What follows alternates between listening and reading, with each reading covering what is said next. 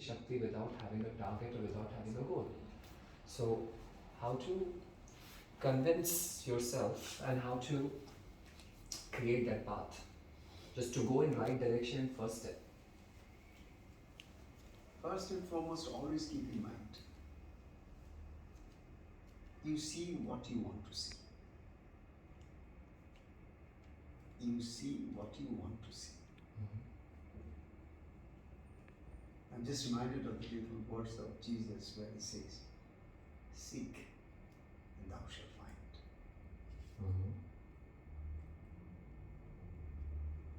Essentially, the first thing that has to happen to, it just can't be a passing question.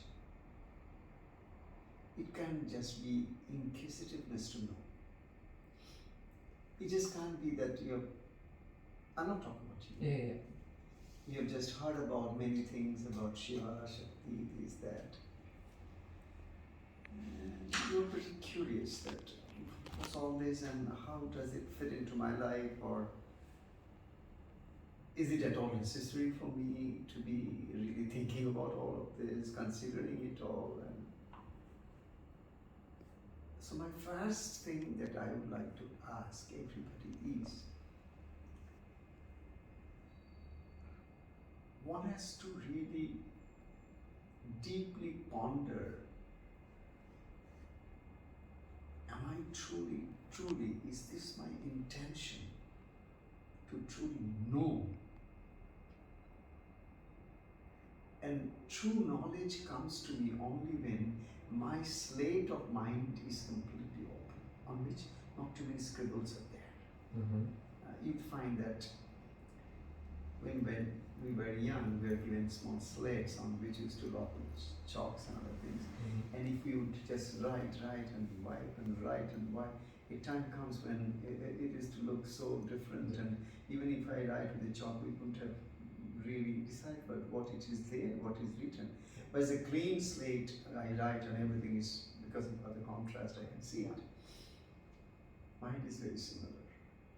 So it's more like what we need to understand, essentially, first and foremost, is what is the depth of my intention. This is my first assessment, my assessment. Most people fail in the path of religion, faith, traditions, or spirituality because they don't set the compass right. Any sailor before it sails sets the compass. And that's exactly, you are in the airline, so you know about the captain. And for the captain, it's all about the compass. So in our life too, we have all the directions like any other thing. The intention has to be clear. That I truly want to know how this entire thing is governed. This multiverse is not just one universe. It's not about one galaxy. It's like millions and billions of galaxies. It's not about one solar system, millions and billions of, though it's all words, because it goes beyond our conception, beyond our perception, beyond our understanding. But still, we are very odd to think about it. So it's first and foremost, what's most important to me is, if I set my intention, I want to know how this whole universe, and the moment I'm talking about the universe, I'm talking about something that's manifest. So the instant question that will come to me, before the manifestation was there, what was there? That's exactly the search for the scientists all over the world. They're trying to find, or rather break the source code. That what is before manifestation? Wow. From where all this has come? Matter. Okay, before matter, what was there? What was the intention? We want to know the exactly matter I can understand. Energetic fields I can understand. Everything else. But I want to go to the root of it all. And to the root of it all is something beyond manifestation. Manifestation is within the domain of human mind and intelligence. To certain extent. Beyond that, our mind also doesn't understand. You can't hear many things, you can't see many things. A cat can see, a dog can see, a dog can hear, you can't hear. So different animals, different species of life are gifted with different kind of powers by which they can decipher these different vibratory processes. We are also blessed with it. But what is the uniqueness of humans as against all other species of life? It's their awareness. Only humans are blessed with this faculty where in no other species of life these questions will come. Who has created this earth? There everything is taken for granted. I'm a cat, I'm a cat. No question. Why am I a cat? Why am I not a dog? This question will not come to a cat. Yeah. But humans are not happy to be a human because he wants to know more about it. Is it all to be a human? Or is there more possibilities in a human that is hidden, which I do not know? But if I try, I can know. Because before me, there were people who had come in the same human body, but they have tried, they have traversed, they have walked some paths by which they found that human body is only the outer part of it. Like the outer skin of an onion. Just keep peeling and You go on peeling and go on peeling, you ultimately find nothing but space. So the ultimate reality where we finally go there is empty. It's pure perception. So we are all trying to find the intention before the manifestation. What was the intention like? What was the intention? How did it all manifest? Manifested. Like, for example, as you said, like scientists are still figuring out that, okay, we know there is matter, there is Big Bang theory, there is black hole and everything, but they don't know that what was the intention of this to happen in first place. Exactly. So that is the tool, basically you're giving us the tool to understand that first decide the intention on the day-to-day life, that what you want to achieve, and then manifest, because then you will have direction, then you will have the compass to walk on that path, and then you manifest. That's exactly where you are uniquely privileged. Whether you take advantage of the privilege or you just simply are blind to your privileges is a different story. You may be knowing the infinite capacities of your mind, but you may not know it. An instrument is like we have these cell phones. It has million features. I may be knowing 3 of them and I'm happy to use them 3. And there are millions of other things I don't even know, I don't use, I don't even care. But it is there, it's potentially there. If it falls in the hand of somebody else who knows 50 more features, instantly they'll take advantage of it. If it falls in the hand of somebody else who knows 500 more features, instantly can access those 500 more features. But I'm happy with 3 because that is the limit of my intelligence. That doesn't mean device is limited to 3. So my mind, this cell phone is nothing. Cell phone has its limitation. Why? Because the input of the engineer is limitation. Yeah. Whatever has been input, output will just come and then stop. After that it cannot go. Got it. But your mind is not like that. I'll give you an example, for example. In our childhood days, we used to see that the farmers would come and bring their cows, and with a peg, they just hit on the peg, and there's a rope tied to the neck of the cow.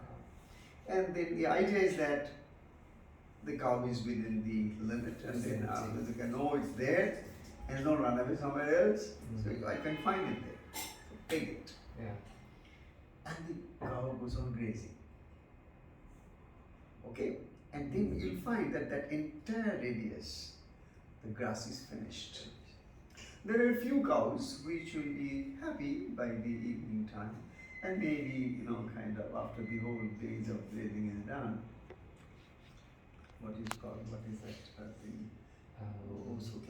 Yeah, Jugaadi. जुगाड़ी कहते हैं ना.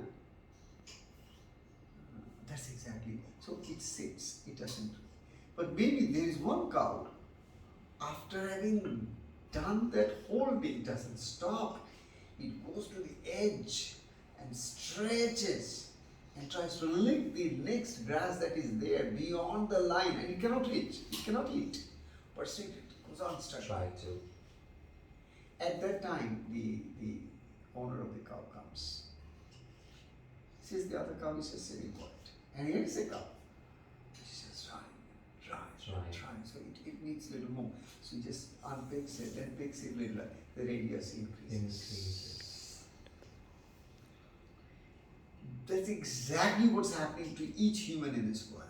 There are many people who are mediocre people, average people. They are happy with what they are. Actually, they are not happy.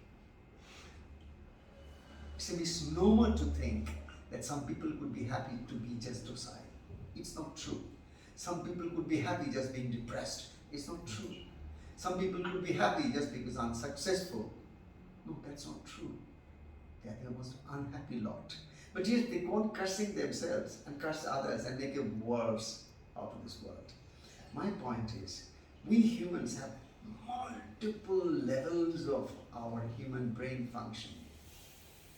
But the main purpose for which the brain is functioning all the time is, can I have a little more happiness? Can I have some more pleasure? Can I have something which I like so much? But it will never come like, I didn't like it, but still I want it. No, I don't like that. You hear that music which you like. You don't hear that music which you don't like. You always try to come and be in the presence of such people who give you a lot of happiness. But over a period of time, a nasty person cannot hold your attention. At some point, you will try to somehow distance yourself because you will not feel comfortable. But you feel very comfortable if it's a nice person, and he, whatever he talks, there's some sense in it, and you can learn something. Some aura is there, something is there by which you like it. You'll be attracted to it. So by nature, you're always attracted towards that through which we get pleasure, happiness, or some kind of benefit, whatever it suits our senses. Avoid, which is our aversion part, to all that brings us unhappiness, miseries, pain, suffering. This is the natural human tendencies. Why this tendency? I told you to begin with when I was coming in the car. I told you, this whole universe is made in contrast. Yeah. This is the contrast of life. You don't want this, unhappiness. You don't want these displeasures. You don't want this unpleasantness. You don't want miseries. You don't want suffering. But something allures you. Your karma, your thought, your desires, everything is like a subtle call which brings you into that fold and puts you into that suffering again and again, though you don't want it, though you don't like it. You end up there. Ultimately, you're drawn into it. And you do not know what. You don't want it. Yeah. But you want it. Subtly you want it. Something has to be there inside of you that want it. Otherwise, you will not go to it. It has to have an intention for it to be manifested. Again, that deep intention must be subtly there somewhere. And this we will see as our subconscious storehouse. It has impressions after impressions after impressions from God knows how many births, if not from our childhood.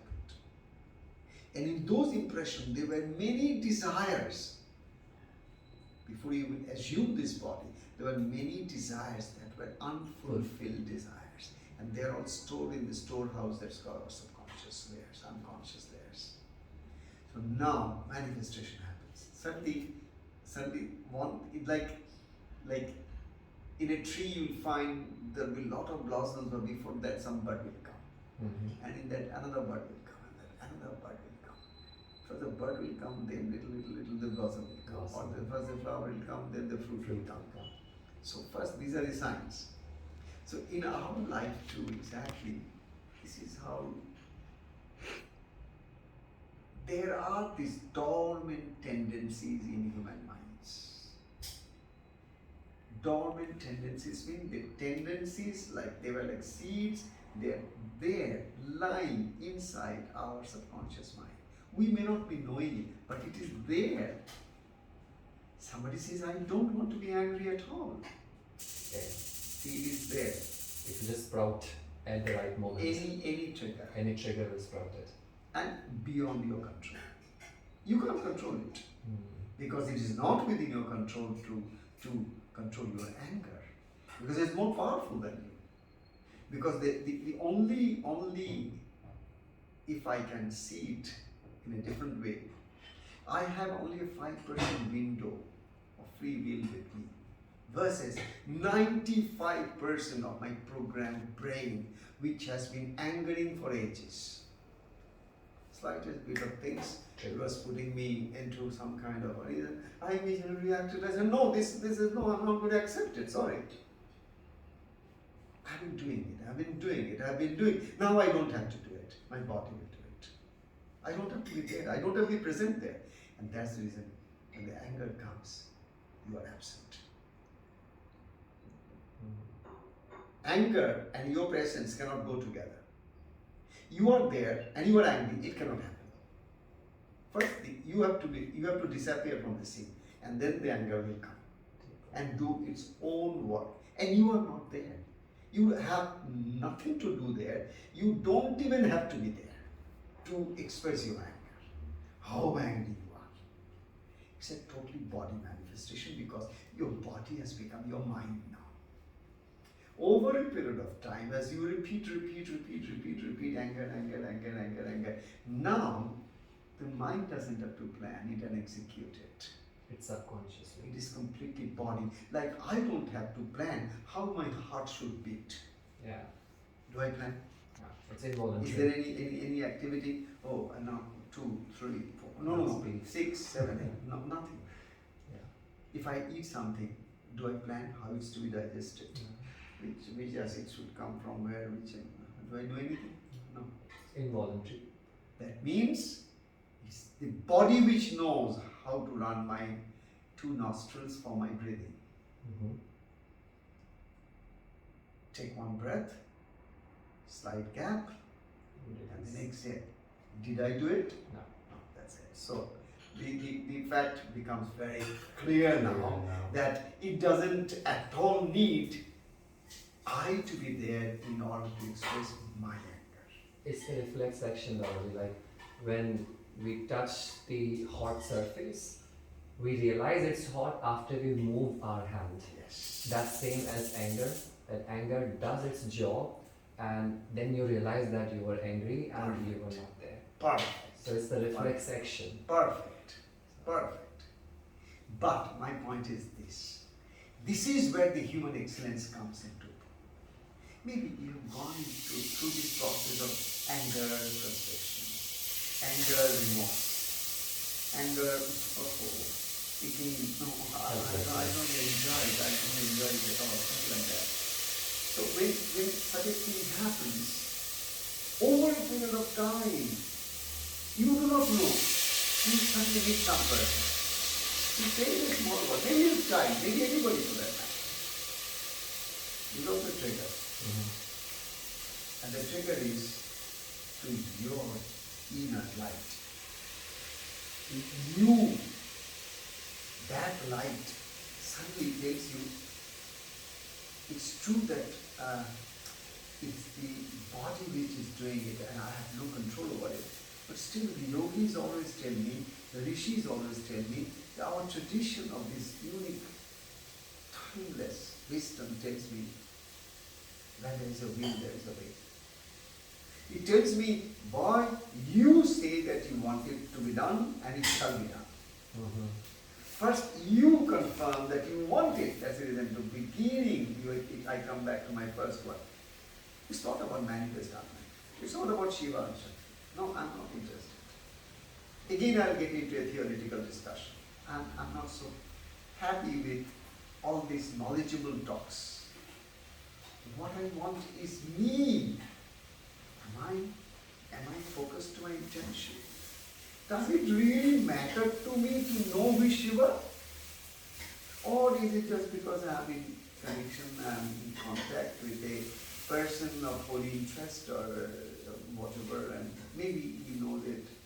So I ask, I hear. And then by the time I go home, it's all gone. But if my intention is deep, then these words will be taken in a different light. That ultimately the whole idea is that the desire is created, the desire sustains, and the time comes when the desire at some point dissolves. In our life, in my life, in your life, you must have seen that when you were 10, maybe you had some desire, when you were 20, you had some desire, when you were 30, you had some desire, when you were 40, you had desires, but maybe at the age where you are yet, you don't find so much interest in that. Definitely. You may have new interest into newer zones of life, but maybe those things have faded away. But at that time, you were like, that was your life. That was your life. That's not it life. felt like it's your life. It's my life. It's my life, and without it, I'm nothing. A desire is created. A desire is sustained over a period of time. But it cannot last forever. Because it is created, that's the law. Anything that is created will be sustained, and at some point has to be dissolved. तुम्हारा Shiva aspect कौन सी aspect है? ये dissolution aspect. Dissolution. सृष्टि तो हो सकता है, Dzire तो कुछ भी हो सकता है, ड्रीम तो कुछ भी हो सकता है, एस्पिरेशन तो कुछ भी हो सकता है। और जब तक ये सब रहता है, खेल तमाशा कुछ चलता है, we do all of it. But after sustaining it, you go through the ups and downs, because every desire comes with a price. No desire comes to us without a price. And usually the price to begin with is fun. Fantastic. That's the instant reaction. Wow. Yeah. That's the first. First, yeah. But as you go on repeating it, the time comes. It fades. See, we said that and because of that, and again I got into it. Why did I get into it? Oh, no. You are inside of you are talking to yourself. Desire remaining the same, circumstances remaining the same, factors remaining the same, people involved remaining the same. One place. The place where it was sustained, that place there is something wrong. It's changing. Some other second thoughts are coming now. Yeah. How long? I'm not happy.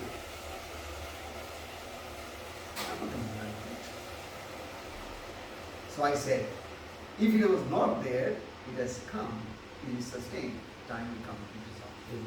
That answered some unanswered questions which I had, which I couldn't put across in words, because these things, there are certain things which you don't, it's not about not wanting to discuss, you don't feel like, because they are very superficial materialistic things in your life. But there are two major things going on right now with me, and this particular explanation sums it up. Because there is a desire which at one point felt like life to me. Trisha knows about it very well. Then I got into it, sudden rewards made me feel that, I can go ahead with it, and this is what I wanted, I always willing to do, and I went ahead with it. Gradually with the experiences and with time, I realized the reality check of it. Then I manifested if I really want to be with this thing. If it comes, it's good, but I'm not gonna, now I'm in a phase that if it comes, of course I'm gonna do it. But if it doesn't, I'm not gonna stress myself over it. I'm not gonna take my 7 hours of the day thinking about it. So I think it's reaching the dissolution phase now. That over a period of time, I will look back at myself and will say, was I really that inclined and upset about the fact that I didn't get to do this thing? Was that really that important? So yeah, that answered And very important question. I'll add one more dimension to it. Never try to drive anything out forcefully. Mm-hmm. Never try to change yourself forcefully. I've done that in the past. Because it's more like burning it off. By nature, as you go through the process, your inner system will say no more. Your body will say no more. Your mind will say no more. I'm not enjoying it. That's it. But you force it out of you. If you try to force the negative forces, you become more powerful because you are lending your energy to it. Mm-hmm. So your force to force it out of you, I'm talking about any habit, any situations in your life. You know it's a wrong habit, and now you start putting all your force to hook it out of you. I just want to give it up. My path is not that. I met a friend of mine to be with me for many, many years together. And suddenly one fine morning I get up and I said, just get out of my house. And this man says, what's wrong with you? What happened? We are fine together for so many years. Yeah. What happened to you? I said, I just told him, get out of my place. Yes, he'll go out. But somebody else will walk in. Because there's a void. Because the seed is there. Try to understand me. Seed is not burned. भूना नहीं गया. आपके अंदर जो बीज है ना वो भूना नहीं गया. How to attain that? That's the reason I'm saying, what do you do? Try to do the whole thing with a little addition of consciousness to it. Okay. If it really suits me, I'll continue, no problem. But I'm not going to force it on. If my body says, if my mind says it doesn't want, automatically it will leave me. There are many people in the path of spirituality, they will start, with their, so many people ask me, Baba, what's your word on diet? Mm-hmm. Should we be not veg? Should we veg? Should this or that? I said, sorry, I have nothing to do with your veg, I have nothing to do with your non-veg. Because I don't understand veg, I don't understand non-veg, I don't even understand vegan. But one thing I understand, constitutionally your body demands, geographically wherever you are born, you and your DNA demand certain things which is typical to you and your DNA. Mm-hmm. It has come from your ancestors, it has come from the geographic place. A man who is a lama, a monk, living in Tibet, do you want him to have vegetables? He needs meat. Yeah. Why? If he doesn't eat meat at that altitude and that temperature, do you think he's going to survive? But just because he's taking meat, should you just ban him out of your entire process? You say, oh, he's a meat eater. Oh, no, he must be an atrocious person. Sorry, I'm not going to say it. Because I looked at geography where this person belongs to. Yeah. But more than that, I'll see, even after taking the meat, whether he's still in a state of a stable state of his mind or not, whether still he's in compassion with the rest of the universe, and the food comes, food gets into the body, that's what the body is all about. That's one part of it. The whole process of the universe is that everybody is the food for the other. Mm-hmm. In the entire food chain. Yeah, food chain. So, in a way, if we take some drastic changes, opinion, it's okay, fine. You can definitely say that, But I'm sorry, I'm very open to everything. I feel that every individual is born as an individual, unique one piece. That's the reason wherever I go, I'm asked to put my thumb. It's unique. So I am unique, not this. Not this. I am unique. Yeah. Okay, this is only a test of it. Retina is only a test of it, but I am unique. Even before this was invented, I still was unique, for your information. You did not know, your science did not know, but I was unique. I am unique, and I shall remain unique. I'll die unique. Don't compare me with anybody, because I'm incomparable. But at the same time, I'm in constant symphony with the rest of the universal forces. To be present, to be where I am, to be alive. If the trees stop breathing, I'll stop breathing. If I stop breathing, the trees will stop breathing. I die, the trees die. That's life. That's life. So in a way, my point is this. Set your intention right.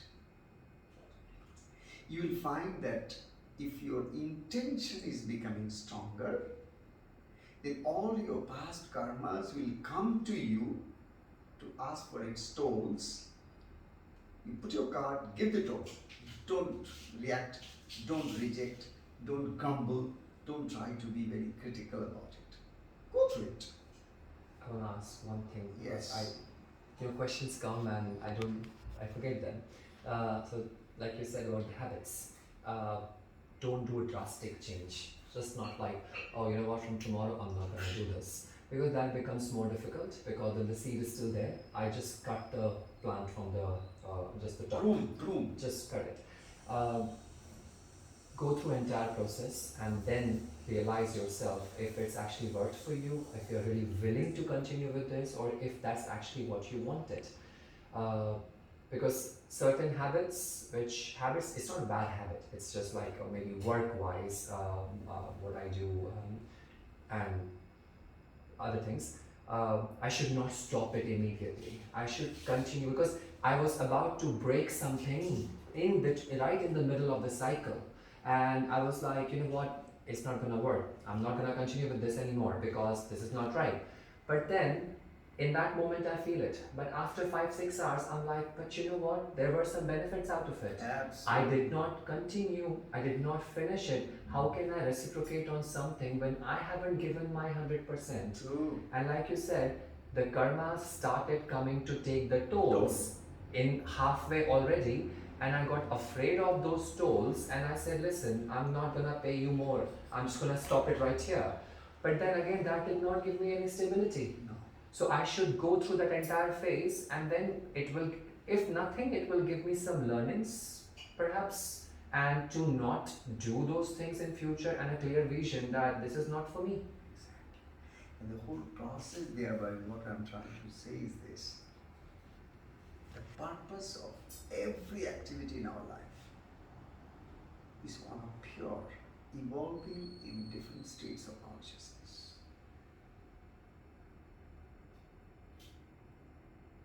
So what we are trying to do in life is that do whatever comes your way, but maybe in order to be spiritual in life, add a bit of a dimension of spirituality to it. How can I add a little bit of spirituality to it? Very simple, very simple. Do what, like you said, at that point of time, when I said, no, I'm just going to shun away from it. After 7 hours, I started, no, there must have been some points of benefits too, and I've missed it out. What happened was that first phase is not you, your body. It's the reaction of your body. You were not there. Mm-hmm. Your body reacted because Mm-hmm. it had done many times before. Mm-hmm. So your body took over, reacted, and convinced you this is not the thing that I'm going to do. Oh no. That's totally your body speaking. It's not you. Sorry. Now I But understand. you think it's you. I'm thinking it's not you. It's your body. You are not there. You are not present there. Because you are reacting. In reaction, there is ignorance. In reaction, there is a whole domain of the ego and its work, and it's a shadow work. So you have nothing to do with the reality. Reality comes after 7 hours. Several hours later, gradually, your frontal lobe opens a bit and allows little light to come here. And that frontal lobe is your conscious mind. So at that time you are unconscious. So you reacted violently and you know, no way. I'm going to wash my hands off from this. Yeah. I want to resign and go. But that was your anger, your frustration, your quick decisions, and all of it was nothing but bent. It was a thing that was brewing inside of you. Like a volcano inside. And you were suppressing it, you were oppressing it, you were working on. But the more you do that, more it waits for its opportunity to one day burst out and put you into the gutters. That's exactly what I think I've been doing to myself. And to find words to understand this, you gave me the words now, to understand the situation. Because in that impulsive moment, when I'm abruptly willing to cut the ties of that particular habit, it's my body, and in that impulsive decision, I just do it. And then later I'm like, but you didn't understand. You forgot why you started it in first place. If you were that wise enough to understand this, if this was the reality, you would not start it in first place. So why have you forgotten what was the intention before you're manifesting the negatives and not continuing something which could turn out positive eventually, if not just an experience?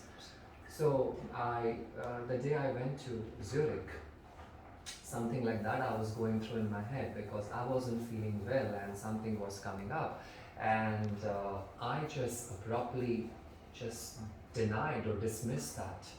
When I arrived in Zurich, when I showered, when I was in a bit of peace, I was happy after a successful flight, being happy being there, then my brain started thinking. Now the conscious mind comes up. It comes up, and then I realized that I shouldn't have done that. I shouldn't have deprived myself from the opportunity I was presented with. Correct. And I should have gone ahead with it. Krishna said, it's not your job to know what is going to be the outcome of it. You're only here to do your work. And I denied to do that work because I thought I am the universe and I know what's going to be the outcome. And I think that has pushed me again back to another 2 steps behind, which I could have taken ahead of me. So if you can take this one episode a little more seriously, then this learning process which has come into your mind, as I'm talking to you, you are able to analyze it, see its different shades and colors inside of you. But what's more important than all of this is that you, in order to not react at that time, in order to tomorrow not face the same situation, same circle, and then again, every day, you have to find time when you are able to tune your mind with the universal mind. Every day, the body which has taken over the mind, you have to sit to the body and go to feel the subtle vibrations of your body and just see how much you love it. meditation. Like that's Call it meditation, yeah, call it contemplation, call it love, call it self-love, call it by any name that possibly suits you. But to me, it is just to find that inner space inside of us where all answers are waiting for us. That inner space is Shiva. But to move from where you are to that, you need Divine Mother's Kripa or grace. In order to move, in order to allow the manifest to gradually go and see the unmanifest, from where everything is manifesting forth, you need to get back to your source. Every day there has to be a certain amount of time when you are not just analyzing how bad a person you are, Or maybe your ego is flattering you to believe that how good a person you are. Sorry, you are neither, because as an ego, you are neither good nor bad. Because you are standing on your shadow self. A shadow is always a shadow. This particular thing that I see on the wall is not me, I am here. A shadow can't be me. That's my ego. It can't be me. So it can be good, it can be bad. And the whole world says, I'm good, I'm bad. No, I'm sorry. I can neither be good nor I can be bad. Because the good is a level to my, maybe some good behavior or some good words or some fake things that I do. Maybe it can appeal to you and say good. Yeah. They might appear good. It may appear good. Maybe the intention is totally different inside. Yeah. So your levels are given and created by your mind. Again, that mind belongs to an egoic mind, ignorant mind, a selfish mind, not in a state of evolved consciousness where the mind can probe beyond all this haze of unconsciousness, of ignorance, when it can see with its clarity. तो उसके लिए हर दिन, every day, you must find your own time. It's not how good you negotiate when you are exactly at the spot where the problem arises, and how good or bad you react to it or respond to it. It's how you practice at home to face that. That's where every person on earth should practice time with one's own self. You are calling it meditation. I will not call it a meditation. Because the moment I will call it meditation, you will try for 2 days and third day you give up. Because it will not work for you. Because your expectations will be this high and you are here. After a few days, your expectations will not come true and say, okay, everything was good as long as I was talking to Baba, but now it doesn't work. No. It's you, and inside you, there is that space. The only thing is that the glamour of the outside periphery of your mind is a periphery, but mind has a core too. I was just talking when I was sitting on the beach, I was talking to Trisha. I said, look here, the best analogy that you can talk of this entire meditation process is this. When we see the ocean, it's so vast, so big and big waves, and you feel so scared, oh my goodness. But a diver knows the reality. We don't know the reality. A diver knows one thing, that up on the surface, all these big things are going on. And he just drops into the ocean and just goes 10 feet down. Wow. Quiet. 15 feet down. Wow. 30 feet down. It's a different world. It's the same world. This is ocean. This is ocean. And what I was thinking, it stands no comparison. Our mind is exactly like that. We are so used to seeing the surface of the ocean and living with the surface and completely identified with the surface. Its topsy-turvy and stormy weathers of the mind and its moods and shades and colors and emotions. It's playing with us nuts. It is driving us nuts. It is driving us nuts. As a result, what is happening? Neither I am happy, nor can I make you happy. Yeah. Only a happy person can make another person happy. Only that person truly can love another person who loves one's own self truly. Otherwise, the entire science of psychology will fall to pieces, because it's a fundamental psychology.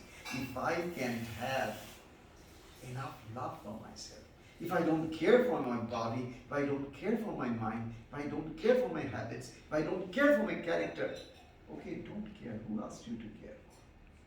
Suffer. Yeah. You need to start it from yourself first. Suffer. Sufferings will bring you to the point of starting to care. That's the reason sufferance is made in this world. Yin and yang. If everything was in amazing. the people will always ask you, if the God is so kind, why did He create a world full of miseries? Well, I'm sorry, sir. It's no misery that brings it to you. and you to the divine. That was my question when in the car, but then I just stopped myself. I don't know why. When you said those yogis are sitting up there and the way they have a vision of all the dimensions, they can see what's happening, Then my question was there, that why don't they stop the bad from happening? Because if they have this much power and they have achieved that level, they are Shiva's disciples on this superficial They're world. almost like Shiva. Almost like Shiva. Why can't they do anything? Why an innocent man in my superficial eyes is suffering the misery of a bad person, and those people aren't doing anything? And for example, like I know these Vedic things a little bit, know as in like the bit knowledge, like Mahabharata. So many things happen that I feel like भगवान तो वही थे. तो ये हुआ क्यों पहली बार?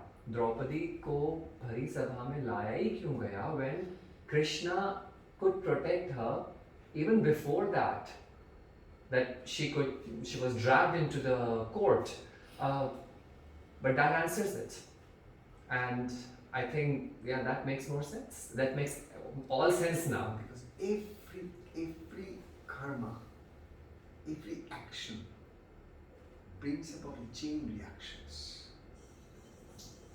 good or bad. Now every karma, every action bringing its chain reactions also at the same time create the pathway for this entire creative, sustainable and annihilative process to continue go on. If we expect everybody to be a yogi, you can't have this world. It won't be a cycle. You need non-yogis as much as you need yogis. You need bad people as much as good people. You need virtuous people as much as sinners. We need all kind of Barbies. We need all kind of Barbies. So the thing is don't ask God why you created such a miserable world. God will question you back. Did you ever pause and see, was it that I just wanted you to be miserable, or I did equip you with enough latest tools and latest technology inside of you, ultimate, no humans on earth can even ever create those devices, and I've given everything inside of you, and I created you. He has given us. You never even breathed once consciously. You never, when you just were about to eat an apple, you never stopped for a second. But how this earth I see on the surface, how inside the earth, there's a smell, there's a juice, there's a sweetness, all of it, all inside. How? Is it my dollar bill No. that bought the apple? Or is the Mother Earth? But my awe is this, how could she produce this? This color, this power to remain so healthy for so... I was just leaving that apple on the top of my kitchen table for 15 days, I didn't even eat it. It's fine. Against all the bacteria and odds, it still has so much strength in it. Mother Nature has given it. It's waiting for me to bite it. Yeah. Because the mother created for her child. If you think about it from this perspective, your apple will not just remain an apple, but your apple will be a stepping stone toward higher evolved state of consciousness, where you will not just like a robot eat, drink and be merry. You can't remain merry. That's the problem. You can eat, you can drink, you can be merry, but you can't be merry for longer. But your inner will not leave you to be happy with temporary, short-lived, kind of pleasures. Your inner will not stop. It will keep on. Yeah. Scratching. Because you say, it's fine, but what is this but? I've been looking into your butt for days and months and years. What do you want ultimately? It says everything is good, but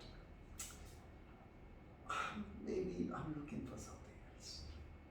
Okay, I'll give you that. After that. But, again, until such time you come to land up to a space where you understand our answers lie not outside of you. It's inside. Search inside of you for every answer in this world, for which you need to make this container sit in one place. And what you Allow the water of your mind to settle on its own. Don't fiddle with it. Don't force it. Don't do this and that to make it quiet. Just allow. Let the nature do its own course. It will automatically settle because a dusty glass of water, if you leave it on the table, it automatically brings all the dust to the bottom. Mm-hmm. So also all the dust of my mind will come to the bottom if I allow it to just be there, if I observe it and not judge it. So the ultimately the last word I'm saying is this: we humans are unique because we have awareness.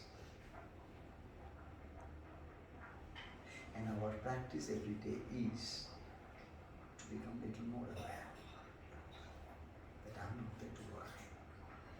The sense of doership is false. And that's the starting point of your spiritual journey. That sense of doership is false. I am not the doer.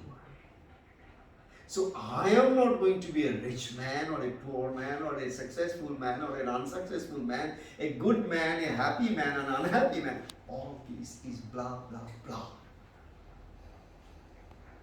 I'm only a spirit soul, ever at peace with myself, as long as I'm not jumping outside of it and getting into the world. If I am in my own state, natural state of consciousness, of witnessing, then I'll gradually enjoy everything in this world. I'll not give up anything, sorry. I don't even have to give up anything. My friends will be there, my family will be there, my wife will be there, my husband will be there, my children will be there, everything or nothing will be there. Why? Because now I am no longer dependent on externals. Now I am stationed in my own self, where it is beyond internal external. So the air outside this room and air inside the room is one and the same. The wall has separated it. Yeah. And that wall is ego. The air outside this room and the air inside this room is one and the same. I just created this wall. And now I said, this is inside my room and that is outside my room. There's no inside, there's no outside. You created that wall. And you have separated these two space. Space is one, all expansive. Ishavasyavidam sarvam vyat kincha jagatyam jagat tena tyaktena bhunjidaham magradam vashvashadano. This one sloka of the Ishopanishad. It can explain everything, every question on earth. Some of that time. Thank you, Babaji. बहुत time लिया मैंने आपका आज बहुत चीजें